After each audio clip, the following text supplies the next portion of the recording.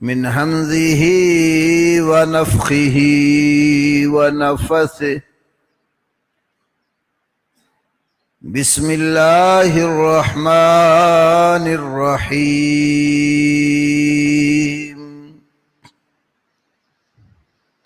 سبحان الذي أسرى بعبده ليلا من المسجد الحرام إلى المسجد الأقصى الذي باركنا حوله لنريه من آياتنا إنه هو السميع البصير.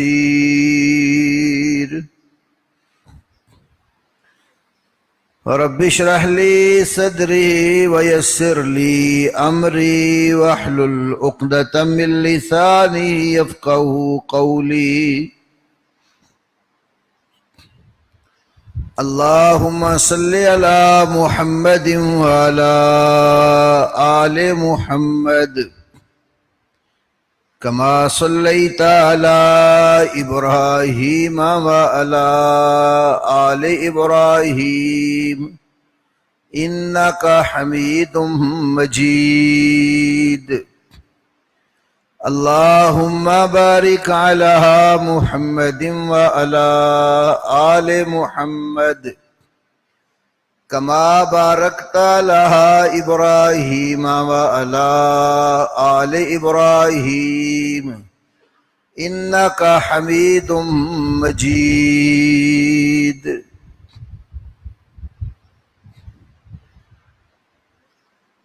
پچھلے خطبہ جمعہ میں نبی کریم صلی اللہ علیہ وسلم کے اسراء و معراج کے حوالے سے چند ایک گزارشات پیش کی تھیں. آخر میں جہاں بات چھوڑی تھی وہ یہ تھی کہ نبی صلی اللہ علیہ وسلم کے معراج کا جسمانی حالت میں ہونا، اس کی ایک دلیل اس آیت کریمہ میں لفظ عبد ہے. سبحان الذی اسری بعبدہ، تو عبد کا لفظ عام طور پر اس کے اوپر بولا جاتا ہے جس جسم کے اندر روح موجود ہوتی ہے. روح مع الجسد پر اس لفظ کا اطلاق ہوتا ہے. اس کی میں نے آپ کو قرآن پاک سے اور صحیح بخاری سے آیت اور حدیث کی صورت میں مثال بھی پیش کی. تو اللہ تعالیٰ نے یہاں پر جو بے عبد ہی کہہ کر اس معراج و اسراء کا ذکر کیا ہے، تو میں نے ایک بات کہی تھی کہ مخلوق کی صفتوں میں سے سب سے اونچی صفت اس کا بندہ ہونا ہے، کیونکہ اللہ تعالیٰ نے انسان کی پیدائش کا جو مقصد ہے وہ بھی اسی وصف کے ساتھ بیان کیا ہے. سورہ ذاریات میں وَمَا خَلَقْتُ الْجِنَّ وَالْإِنسَ إِلَّا لِيَعْبُدُونَ، اور نہیں پیدا کیا میں نے جنوں اور انسانوں کو مگر اس لیے لِيَعْبُدُونَ، تاکہ وہ میری بندگی کریں، میری عبادت کریں، میرے بندے بن جائیں. تو بندہ ہونا، عابد ہونا، یہ مخلوق کی صفتوں میں سے سب سے اعلیٰ اور اونچی صفت ہے.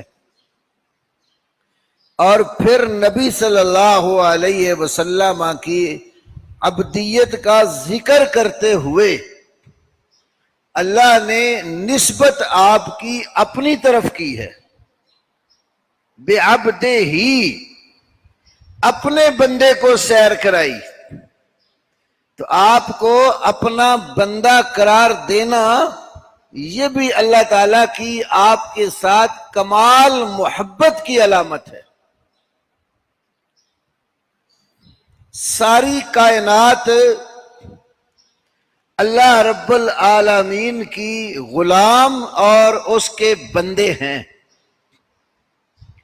قیامت والے دن کے حوالے سے سورہ مریم کی آیت نمبر 93 میں نے پچھلے خطبے میں ذکر کی تھی کہ جب قیامت کا دن ہونا ہے تو اللہ نے کہا ان کل من فی السماوات والارض الا آتی الرحمن عبدا.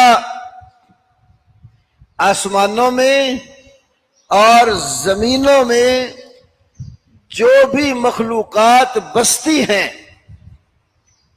تو ایک دن ایسا آنا ہے کہ آتی الرحمن عبدا، سب رحمان کے بندے اور غلام بن کر پیش ہو جائیں گے.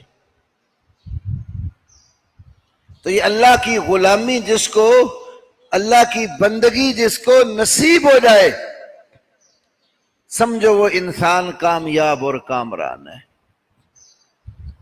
نبی صلی اللہ علیہ وسلم کو اپنا عبد ہونا بڑا ہی پسند تھا. اس سلسلے میں 2 حدیثیں آپ کے سامنے رکھتا ہوں. امام احمد ابن حنبل نے اپنی مسند کی 3 جلد کے 153 صفحہ پر یہ حدیث بیان کی. حضرت انس بن مالک رضی اللہ تعالی عنہ کہتے ہیں نبی کریم صلی اللہ علیہ وسلم نے فرمایا واللہ ما احب ان ترفعونی فوق منزلتی التي انزلنی اللہ عز وجل. واللہ اللہ کی قسم، ما احب میں پسند نہیں کرتا، ان ترفعونی فوق منزلتی کہ تم میری منزلت اور میرے مقام سے مجھے بلند کرو. کون سا مقام؟ التی انزلنی اللہ عز وجل، جس مقام پر مجھے اللہ عزت و جلال والے نے فائز کیا ہے. ساتھ دوسری حدیث ہے صحیح بخاری احادیث الانبیاء میں. امام بخاری نے یہ جو قرآن کی آیت ہے وَاذْكُرْ فِي الْكِتَابِ مریم، کتاب میں مریم علیہ السلام کا ذکر کیجئے، اس آیت کا باب باندھ کر حدیث ذکر کی. فرمایا لا تطرونی کما اطرت النصارى المسیح ابن مریم، جیسے نصرانیوں نے مسیح بن مریم کی شان میں غلو سے کام لیا، ان کو عبدیت سے نکال کر معبودیت کے رتبے پر فائز کیا، تو مجھے اس طرح جو ہے وہ نہ بڑھانا. ساتھ فرمایا فَإِنَّمَا أَنَا عَبْدُهُ، میں تو صرف اس کا بندہ ہوں.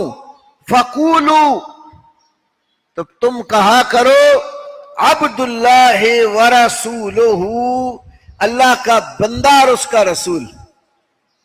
اسی لیے آپ دیکھیں اللہ کی جب ہم عبادت کرتے ہیں، نماز پڑھتے ہیں، قیام رکوع سجدے سے فارغ ہو کر تشہد بیٹھ جاتے ہیں، اتحیات پڑھنے کے لیے بیٹھ جاتے ہیں، تو بڑے ہی ادب کے ساتھ بیٹھے ہوئے پہلے اللہ کی بندگی کا قولی، مالی اور جانی عبادتیں سب اللہ کے لیے اقرار کرتے ہیں.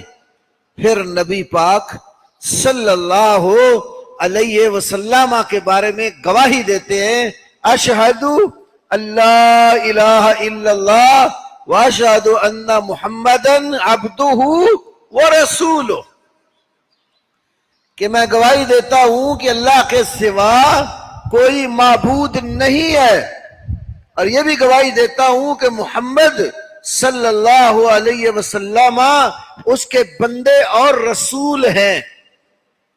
اب غور کریں کتنی اونچی عبادت ہے نماز۔ تشہد بیٹھتے ہی آپ پڑھتے ہیں التحیات للہ والصلوات والطیبات۔ التحیات تمام قولی عبادات، زبان کے ساتھ جو ذکر و اذکار، وظائف، تلاوت کرتے ہیں، یہ قولی عبادت للہ، اللہ ہی کے لیے۔ والصلوات، اور بدنی عبادات جو جسم کے ساتھ، پورے وجود کے ساتھ ادا ہوتی ہیں، جیسے نماز ہے، حج ہے، عمرہ ہے، یہ عبادات بدنی بھی اللہ کے لیے۔ والطیبات، اور مالی عبادات، مال کا جیسے زکوٰۃ ہے، صدقات و خیرات ہے، یہ بھی دیتے ہیں تو صرف اللہ کے لیے۔ تو ہر طرح کی عبادت قولی ہو تب، بدنی ہو تب، یا مالی ہو تب، للہ، اللہ کے لیے۔ پہلے ہر طرح کی عبادت کا اقرار اللہ کے لیے کیا، پھر اللہ کی مخلوق میں سے سب سے اونچی برتر ہستی محمد الرسول اللہ صلی اللہ علیہ وسلم کا ذکر فرمایا تو کہا کہ اشہد ان محمدن عبدہ ورسولہ۔ اس سے یہ عقیدہ بننے کا بن جاتا ہے کہ اللہ کی مخلوق میں سے جتنی بھی اونچی ہستی کیوں نہ ہو، وہ معبود نہیں ہے، وہ عابد ہے، وہ بندگی ہے اللہ کی۔ تو سب سے بڑھ کر عابد اللہ کے، اللہ کی عبادت کرنے والے اور اللہ کے بندے محمد الرسول اللہ صلی اللہ علیہ وسلم ہے۔ تو یہ کتنا بڑا مقام ہے بندہ ہونا۔ اللہ کرے ہم اللہ کے سارے بندے بن جائیں، مخلوق کے بندے نہ بنے، اللہ کے بندوں کے بندے نہ بنے، بلکہ اللہ کے بندے بن جائیں۔ نبی پاک صلی اللہ علیہ وسلم ہمیں مخلوقات کی بندگی سے نکال کر ایک اللہ کی بندگی کرنے والے بنانے کے لیے آئے تھے۔ اسی لیے نماز میں ہمیں سبق دے دیا گیا ہے کہ اونچی سے اونچی ہستی بھی ہو تو وہ اللہ کا بندہ ہے، اللہ نہیں ہے، عابد ہے، معبود نہیں ہے، ساجد ہے، مسجود نہیں ہے، اللہ کے آگے سجدہ کرنے والا ہے، اللہ کی بندگی کرنے والا ہے، اللہ کے مقام پر فائز نہیں ہے۔ تو مخلوق کا سب سے پیارا اور اونچا وصف جو ہے وہ بندہ ہونا ہے۔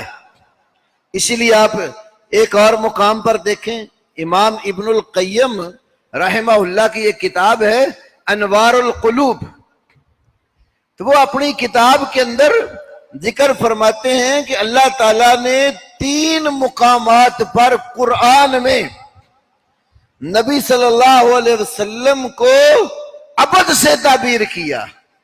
تینوں مقام بڑے عالی شان ہیں۔ پہلا مقام نزول وحی کا، اللہ کی طرف سے وحی جو نازل کی گئی، تو وحی کے نزول کے موقع پر نبی صلی اللہ علیہ وسلم کو اللہ نے اپنا بندہ قرار دیا۔ مثال کے طور پر سورۃ الکہف پہلی آیت کریمہ، یہ عام طور پر اہل علم تلقین کرتے ہیں حدیث کی روح سے کہ جمعہ والے دن اس کی تلاوت کی جائے، بڑی بابرکت سورت ہے۔ پہلی آیت الحمدللہ الذی انزل علی عبدہ الکتاب ولم یجعل لہ عوجا، تمام تعریف اس اللہ کی ہے، انزل علی عبدہ، جس نے اپنے بندے پر نازل کی الکتابہ کتاب ولم یجعل لہ عوجا اور اس کتاب میں کوئی کجی نہیں رکھی. تو وحی کے نزول کے تذکرے میں آپ صلی اللہ علیہ وسلم کے عبد ہونے کا ذکر کیا, ساتھ فرمایا وَلَمْ يَجْعَلْ لَهُ عِوَجًا. یہاں بھی ایک بڑا باریک نقطہ ہے, خاص طور پہ یہ میرے طالب علم توجہ کریں. عوجا این کی زیر کے ساتھ ہے یہ لفظ عوجا, این کی زبر کے ساتھ آواجا نہیں ہے. مفسرین نے ذکر کیا یہ جو این کی زیر کے ساتھ ہے نا عوجا, وہ اتنی باریک قسم کی کجی کہ خوردبین لگا کر آپ ڈھونڈنا چاہے تو ڈھونڈ نہ سکے, اتنی باریک. تو کیا مطلب ہوا؟ اللہ نے قرآن میں اتنی باریک بھی کجی نہیں رکھی, کوئی خوردبین لگا کر تلاش کرنا چاہے تو خوردبین لگا کر بھی نہیں ڈھونڈ سکتا. اس میں کوئی کجی نہیں ہے, کوئی ٹیڑھا پن کلام اللہ میں نہیں ہے, اور یہ کلام اللہ نے اتارا کس پر؟ علی عبدہ, اپنے بندے کے اوپر. دوسرا مقام سورۃ الفرقان, اس کی بھی یہ پہلی آیت ہے. تبارک الذی نزل الفرقان علی عبدہ,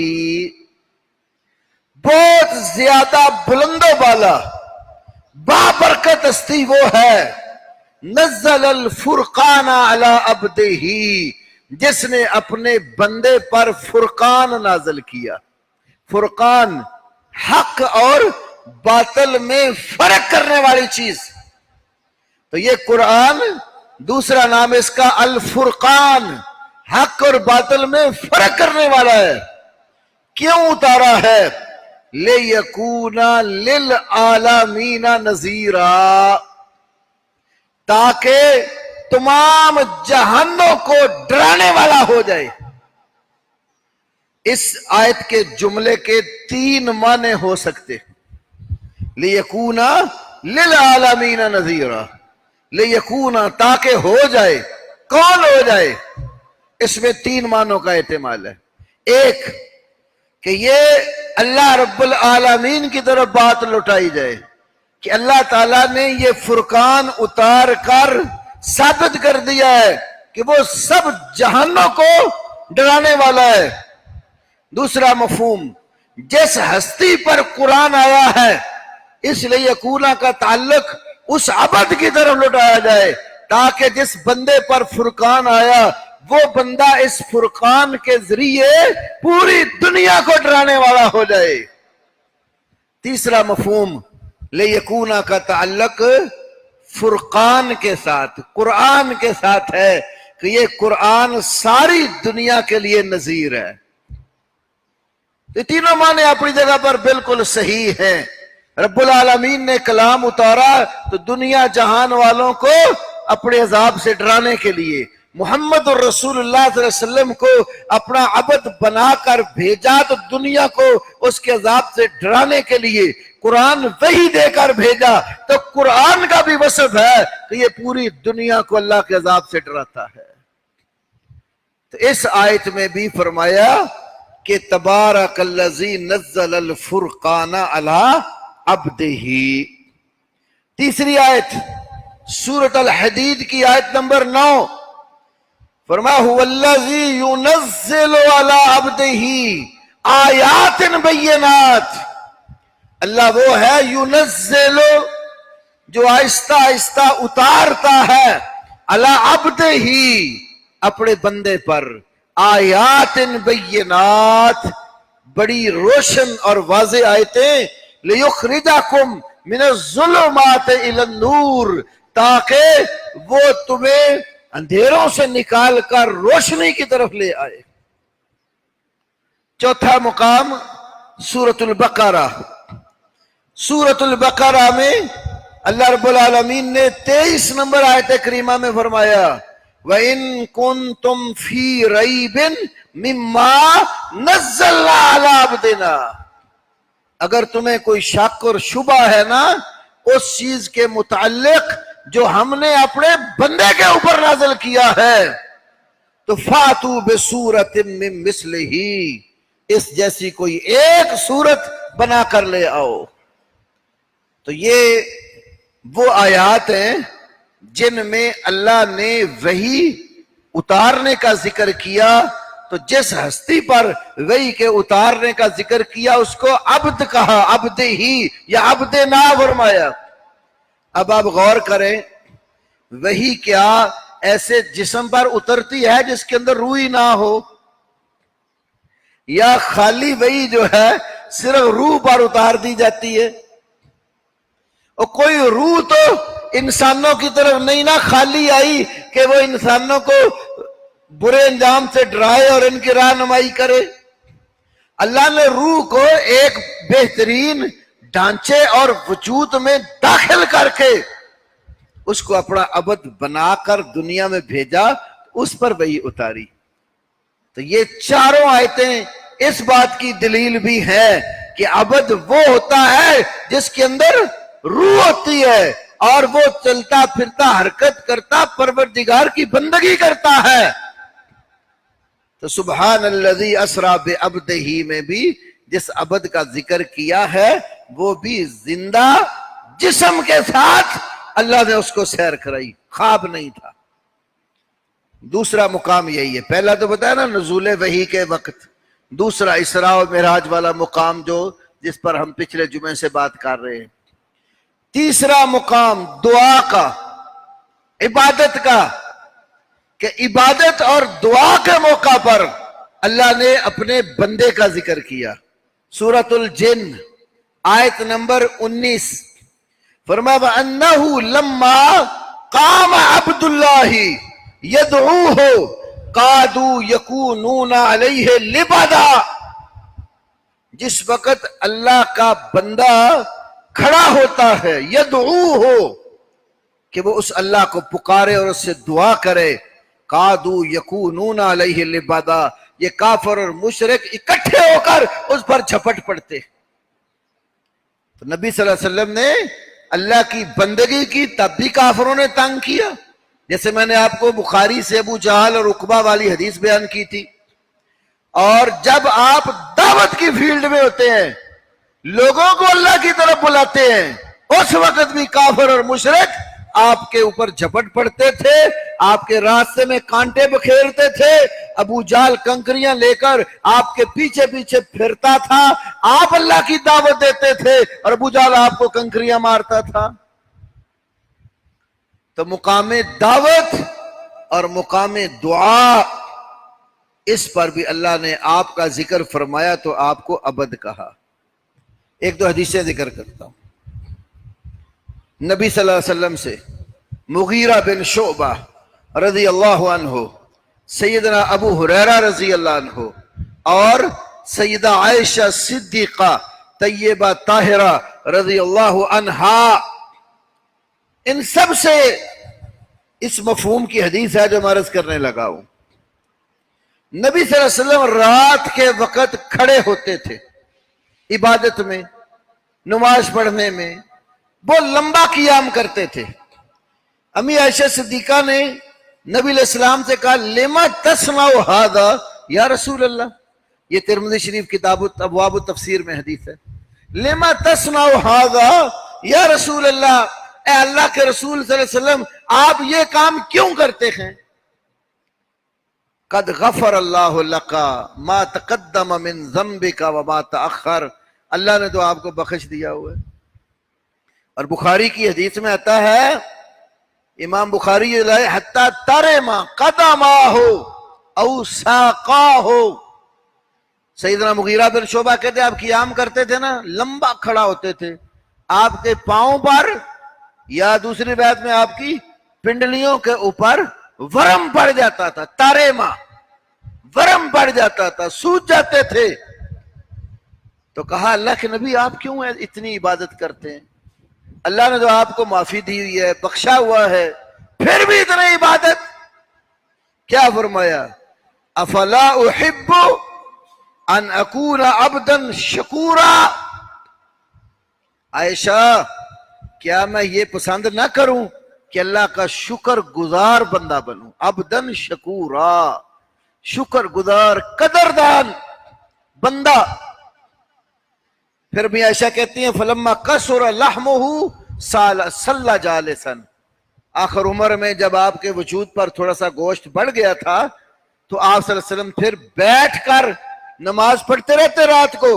فَإِذَا أَرَادَ أَن يَرْكَعَ قَامَ فَقَرَأَ ثُمَّ رَكَعَ، پھر جب رکوع کرنے کا ارادہ ہوتا آپ اٹھ کے کھڑے ہو جاتے، تھوڑی قرات کرتے، پھر رکوع چلے جاتے۔ تو جو لمبا قیام کھڑے ہو کر کرتے تھے، جب وجود میں تھوڑا سا بھاری پن آیا تو آپ سے آخر عمر میں پھر بیٹھ کر قرآن پڑھتے رہتے تھے، رکوع کرنے سے پہلے اٹھ کھڑے ہوتے، چند آیتیں پڑھتے، پھر رکوع چلے جاتے۔ یہ حدیث کیا بتاتی ہیں کہ اتنی عبادت کیوں کرتے تھے؟ عبدن شکورا، شکر گزار بندہ بننے کے لیے۔ معلوم ہوتا ہے کہ نبی صلی اللہ علیہ وسلم کو بھی یہ بات پسند تھی کہ آپ اللہ کے شکر گزار بندے بنے۔ تو شکر کیسے کرتے تھے؟ نماز پڑھ کر، لمبا قیام کر کے، لمبے رکوع سجدے کر کے، اللہ کی بندگی کرنے سے بندہ شکر گزار ہوتا ہے۔ اللہ نے جب اتنی نعمتیں دی ہو نا تو نعمتوں کا شکرانہ عبادت کی صورت میں کرتے ہیں، اور جو بندہ اللہ کی عبادت زیادہ کرتا ہے اللہ اس کی شان بڑھاتا ہے، اللہ اس کے مقام کو اونچا کرتا ہے۔ اس لیے پچھلے خطبے میں میں نے یہ بھی کہا تھا کہ ہمارا ایمان اور عقیدہ ہے کہ اللہ کی پوری کائنات میں نبی صلی اللہ علیہ وسلم اللہ کو زیادہ محبوب ہیں، اور آپ سب سے بڑھ کر اللہ کی خشیت اور اس کا تقوی رکھتے ہیں۔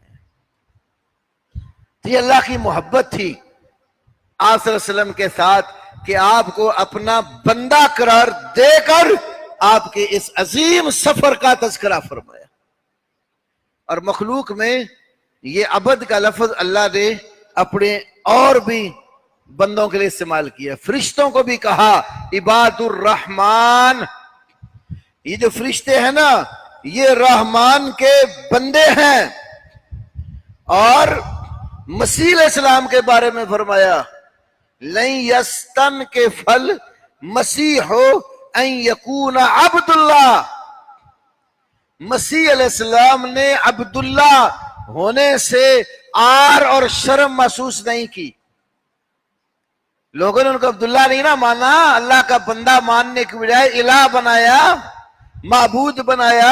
عیسیٰ علیہ السلام کو بھی پکارنے لگ گئے، اور عیسیٰ علیہ السلام کی ماں سیدہ مریم علیہ السلام کو بھی پکارنے لگ گئے، ان کو معبود بنا لیا، تثلیث کا عقیدہ وضع کر لیا کہ مسیح علیہ السلام تین خداؤں میں سے تیسرے خدا ہیں۔ ایک خدا اللہ کو بنایا، دوسرا ان کی مسیح علیہ السلام کی والدہ مریم کو، اور تیسرا مسیح علیہ السلام کو۔ تو اللہ کہتا ہے لن یستنکف المسیح ان یکون عبد اللہ، مسیح علیہ السلام نے عبداللہ ہونے سے عار اور شرم محسوس نہیں کی۔ وَلَلْمَلَائِكَةُ الْمُقَرَّبُونَ، اور نہ ہی مقرب فرشتوں نے بندہ ہونے سے عار محسوس کی۔ وَمَن يَسْتَنْكِفْ عَنْ عِبَادَتِهِ وَيَسْتَكْبِرْ، جو اللہ کی عبادت کرنے سے عار محسوس کرے اور تکبر کرے گا فَسَيَحْشُرُهُمْ إِلَيْهِ جَمِيعًا، یاد رکھے اللہ ان سب لوگوں کو اپنی طرف اکٹھا کرنے والا ہے۔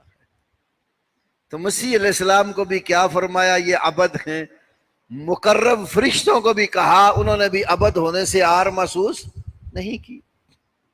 یہاں ایک اور ضمناً بات کہتا ہوں، مسیح علیہ السلام اور ان کی ماں کو عیسائیوں نے عبد ہونے سے نکال کر معبود بنایا۔ اللہ رب العالمین نے قرآن پاک میں بڑے ہی آسن انداز سے یہ بات سمجھائی ہے کہ مسیح بھی الہ اور معبود نہیں، اور مریم بھی الہ اور معبود نہیں ہے۔ کیوں؟ اللہ تعالیٰ کوئی لمبی چوڑی فلسفیانہ گفتگو نہیں قرآن میں کرتا، بڑا شارٹ کٹ سادہ سا طریقہ، دلیل بھی وہ دے رہا ہے جو ہر بندے کو اپیل کرے۔ کیا دلیل دی؟ काना याकुलानि ताम, माँ बेटा दोनों ही इलाह नहीं थे। दलील ये है काना याकुलानि तामा, दोनों ताम खाना खाते थे। मसीह भी खाना खाते थे और मरियम भी खाना खाती थी। खाना खाने वाला इलाह नहीं होता, जो खाना खाएगा वो तो हाजतमंद है, वो तो खुद जरूरत वाला है, उसको भूख लगती है, खाने की जरूरत पड़ती है, खाना खाता है, कज़ाए हाजत की उसको हाजत लगती है। तो जो खुद खाने का मोहताज है, जो खुद हाजतमंद है, वो तुम्हारा हाजत रवा, तुम्हारी मुश्किल दूर करने वाला और तुम्हारा माबूद कैसे हो सकता है? तो फरमाया तुम तो उनको माबूद बनाते हो और अबद मानने से इनकार करते हो। मसीह अलैहिस्सलाम ने तो कोई इसमें शर्म महसूस नहीं की कि उन्हें अल्लाह का अबद कहा जाए। इसीलिए आपने फरमाया ला तुतरूनी कमा अतरत नसारा अल मसीह इब्न मरियम, जैसे ईसाइयों ने मसीह बिन मरियम को अबदियत से निकालकर माबूद बनाकर उनकी शान को अल्लाह से जा मिलाया, मेरे बारे में ऐसा गुलूब ना करना। इन्नमा अना अब्दुहु व रसूलुहु, मैं तो अल्लाह का बंदा और उसका रसूल हूं। तो मिराज के सफर में नबी करीम सल्लल्लाहु अलैहि वसल्लम को अल्लाह रब्बुल आलमीन ने जिस वसफ से बयान किया, एक तो वो वसफ इस जिस्मानी में या जो ना मिराज और इसरा पर दलील है, ये कोई ख्वाब का किस्सा नहीं था। दूसरी बात यह है कि कुरान ने इसको ये कहा कि ये रोया जो आंखों देखा मंजर हमने आपको दिखाया है ना, ये मंजर इसलिए था ताकि लोगों की आजमाइश हो। तो अगर ये ख्वाब का किस्सा होता तो फिर आजमाइश वाला तो कोई मसला नहीं था। लोग तो कहते हैं चलो ख्वाब तो हर किसी को आता है, वो कोई हकीकत होती है। अल्लाह ने लोगों की आजमाइश की इसके साथ। वो आजमाइश तभी बनती है जब लोगों के सामने आए कि 40 रातों का यक तरफा सफर रात के थोड़े से हिस्से में तय हो जाए, तो यह कोई मानता है कि नहीं मानता। यहां एक और मसला भी समझो,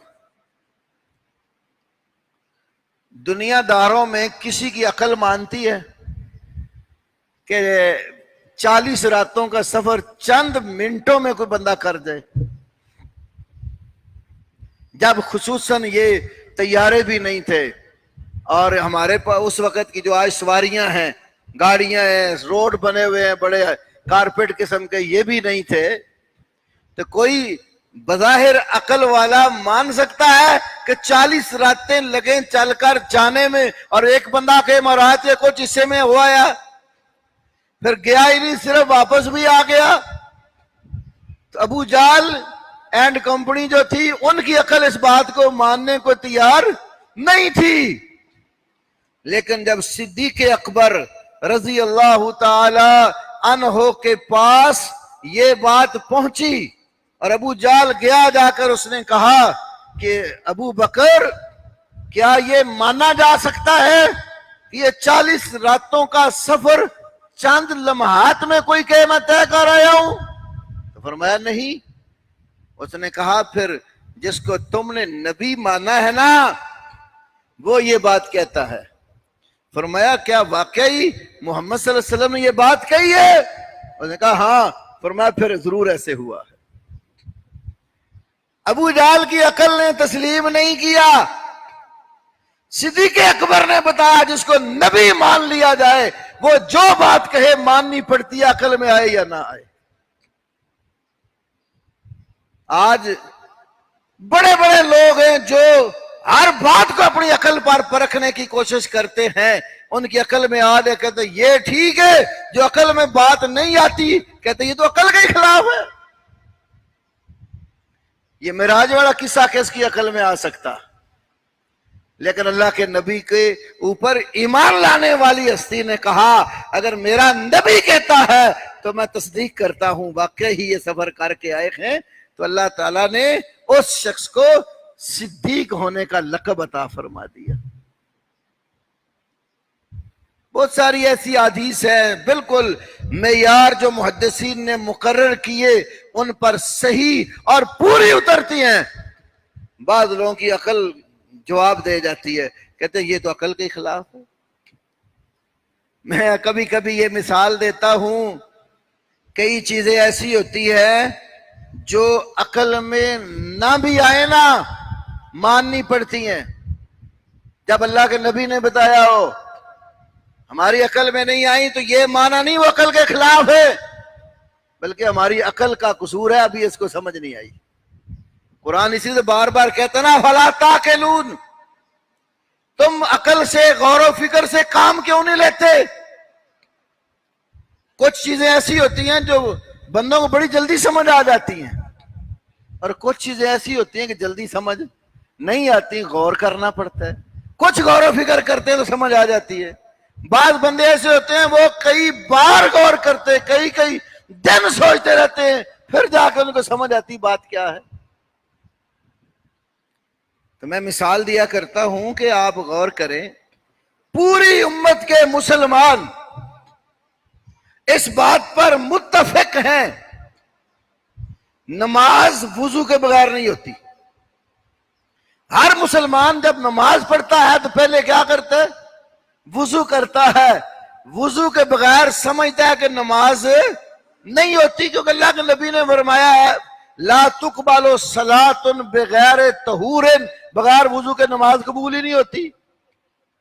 پھر اس بات پر بھی امت کا اتفاق ہے کہ کچھ چیزیں ایسی ہیں اگر وہ پیش آ جائے نا وضو کے بعد تو بندے کا وضو ٹوٹ جاتا ہے، دوبارہ وضو کرنا پڑتا ہے. جن میں ایک اتفاقی بات جو ہے وہ ہے کہ جب بندے کے پچھلے حصے سے ہوا خارج ہو جائے تو سب کا اتفاق ہے کہ وضو ٹوٹ جاتا ہے. دوبارہ وضو کرے گا تو نماز پڑھے گا، اسی طرح پڑھتا رہے گا تو نماز نہیں ہوگی، وضو ٹوٹ چکا ہے.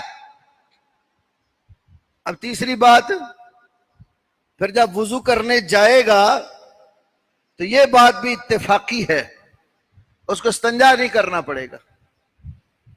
استنجا تب کرے پیشاب پخانہ کیا ہو تو استنجا کرنا پڑتا ہے، ہوا خارج ہو جائے تو استنجا نہیں کرتا، وضو کر کے آ جاتا.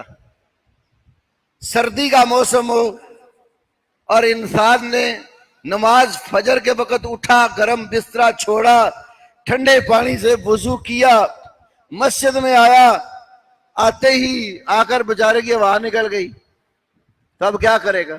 دوبارہ وضو کرے گا.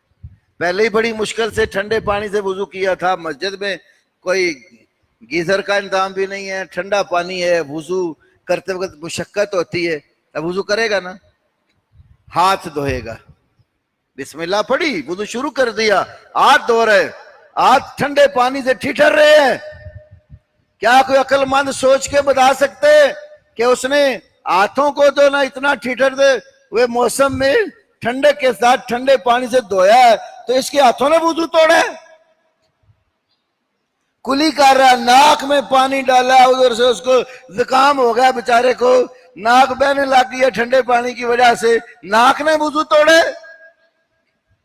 منہ دھویا سارا تو منہ نے تو وضو نہیں توڑا، کونیوں تک بازو دھوئے، پاؤں دھوئے، سر کا مسح کیا بیچارے نے، تو کیا یہ آزاد دھونے والے دھوئے، سر کا مسح بیچ میں کیا، تو کیا ان سارے اعضاء نے وضو توڑا ہے؟ عقل تو یہ کہتی ہے جس نے جرم کیا سزا اس کو دو، لیکن کوئی مسلمان بھی نہیں کہتا کہ جس نے وضو توڑا اس کو پہلے جا کر دھوئے نا، تو باقیوں نے جرم کیا ہی نہیں، اس کو کیوں دھو رہا ہے؟ عقل بندے کی تسلیم نہیں کرتی، لیکن مسلمان مانتا ہے. کیوں مانتا ہے؟ اللہ کے نبی نے بتایا صلی اللہ علیہ وسلم اذا فصا احدکم فلینصرف، جب کسی کا آواز نکل جائے وہ چلا جائے، ولیتوضا، وضو کرے، ولیعد الصلاۃ، نماز نئے سرے سے پڑھے. ابو داؤد میں حدیث ہے. اسی لیے حضرت علی نے کہا تھا لو کان الدین بالرأی لکان اسفل الخف اولا बिलमस मिन आला हो। दीन अगर किसी बंदे की राय, अकल, कियास, कौल का नाम होता तो ये जो मौजों के ऊपर आप मसा करते हैं ना, अकल चाहती है कि मौजों के नीचे मसा करो, इसलिए कि मट्टी तो नीचे लगती है। लेकिन हम यहां अपनी अकल को नहीं घुसेड़ते, मौजे के ऊपर मसा करते हैं। क्यों? हजरत अली ने बताया कि नबी अलैहिस्सलाम ने मौजे के ऊपर मसा बताया, नीचे नहीं बताया। तो वाकया मेराज हमें सबक देता है, मुसलमानों, जब तुम्हें मालूम हो जाए कि ये बात तुम्हारे पैगंबर की है, फिर कोई सोचने की जरूरत नहीं है। अकल में आती है तब भी मानो, नहीं आती तब भी मानो। आज आपकी अकल में नहीं आई, हो सकता है कल आ जाए। पैगंबर की कोई बात जो अकले सलीम है उसके खिलाफ नहीं होती, लेकिन वो बाद लोगों की जल्दी अकल में आ जाती हैं, बाद लोगों की देर में। जिनकी अकल में देर से बात आती है वो उनकी अकल का कसूर होता है। पिछले दौर में चले जाए, दूसरी तीसरी सदी हिजरी में एक गुरोह था जिसको उलामा मुअतज़िला का गुरोह कहते थे। मुअतज़िला, ये जो मुअतज़िला किस्म के लोग थे, ये ज्यादा दीन में अपनी अकल को घुसेड़ते थे। कुरान और सुन्नत ने एक बात ये बताई है कि क़यामत वाले दिन अल्लाह तबारक व तआला मीजान और तराजू लगाएगा। सही बुखारी आखिरी किताब नंबर 97, किताब तौहीद, किताब तौहीद का आखिरी बाब। समझो सही बुखारी जिस चैप्टर पर खत्म हो रही है, इमाम बुखारी ने बाब बांधा, बाबु नज़ाउल मवाज़ीन अल क़िस्त लियौमिल क़ियामा। ये कुरान की आयत जिक्र की बाब में, क़यामत वाले दिन हम इंसाफ के लिए तराजू कायम करेंगे। आगे इमाम बुखारी ने लिखा, व अन्ना आमाला बनी आदमा व कौलाहुम यूज़न, आदम के बेटों के अमल और इनकी बातें और इनके कौल तोले जाएंगे। अब वो जो अकल वाले थे ना, अपने आप को अकल का इमाम समझते थे, तो वो कहते कि बात अमल कैसे तोला जाएगा। मैं बोल रहा हूं ना, आपको आवाज आ रही है। अब जो लफ्ज मेरे मुंह से निकल रहे हैं, इनकी कोई जिस्मानी सूरत आपको दिखाई देती है? जो चीज का वजूद नहीं बना, जो चीज नजर नहीं आती, वजूद नहीं रखती, वजन कैसे होगा? ये बात उनकी अकल में नहीं आई। ईमान वालों से मान लिया भाई अल्लाह और उसके रसूल ने बताया है, लेकिन वो जो अकल के अपने आप को ठेकेदार समझते थे, उन्होंने नहीं माना। अगर ये चीज अकल के खिलाफ होती तो क्या ख्याल है आज ये अनपढ़ लोगों की अकल में बात आती? जो बड़े बड़े अकल के इमामों की अकल में नहीं आई तो अनपढ़ की अकल में क्यों आनी थी? आज अनपढ़ों की अकल में भी आ गई है ये बात कि जिस चीज का ठोस कोई वजूद नहीं है ना, हमें दिखाई नहीं देती, वजन उसका भी हो जाता है। ये जो रेडी पे ऊपर सौदा बेचते हैं, ये रेडी वाले लोग हैं। देखते हैं आप, रेडी चलाते चलाते बाद औकात को कील लगा, टायर पंक्चर हो गया, हवा निकल गई। अब वो जाता हवा भरने वाले के पास, भाई इसमें 20 पाउंड 25 पाउंड 30 पाउंड हवा भर दो। उसको पता है कि हवा का वजन होता है, हवा दिखाई देती है, कोई मुजस्सम वजन है, इसका ठोस वजूद है आपके सामने, हवा लग रही है, अब कोई किसी को नजर आ रही चीज? तो रेडी वाला भी समझता है जो चीज दिखाई नहीं देती वजन उसका भी होता है। अगर ये अकल के खिलाफ होती तो एक जाहिल और अनपढ़ की अकल में क्यों आती? पैगंबर ने जो भी बताया है वो अकल के मुताबिक ही है, लेकिन बाद लोगों की अकल नाकिस होती है, वो अपने आप को अकल का इमाम समझ बैठते हैं। दूसरी मिसाल, ये बिजली की तारें हैं, इनके अंदर करंट है ना, तभी तो ये स्पीकर चल रहा है, आवाज आ रही है, पंखे चल रहे हैं, हवा आ रही है, इनमें करंट है। दिखाई देता है किसी को? करंट नजर आता है? करंट के बगैर चलता भी नहीं है, नजर नहीं आता, लेकिन रीडिंग इसकी भी होती है।